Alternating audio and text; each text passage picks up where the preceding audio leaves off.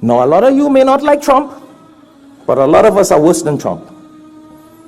You let your money, your position, your job make you arrogant, make you hate people, make you detest people, make you put down people, make you think that poorer people than you are nobody.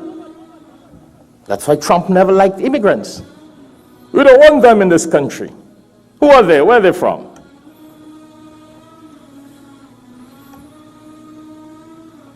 The superior complex. That's the problem Allah has with human beings nowadays. That's the problem. Allah doesn't have a problem with people having money, power, and position. Prophets had power.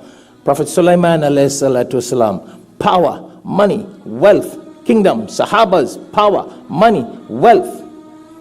But they were humble. And that's what we are saying. We got to remember how this life is. Anything can happen anytime. And I had to use that example of President Trump. Look at what has happened. He never in his dream thought it can happen. That's how you and I, in our small little Trump palace, we little business, our little homes and our little business, don't be arrogant. Don't look down on people. Don't think low of people. Treat everybody with love. And especially when people are poorer than us, we treat them like nobody.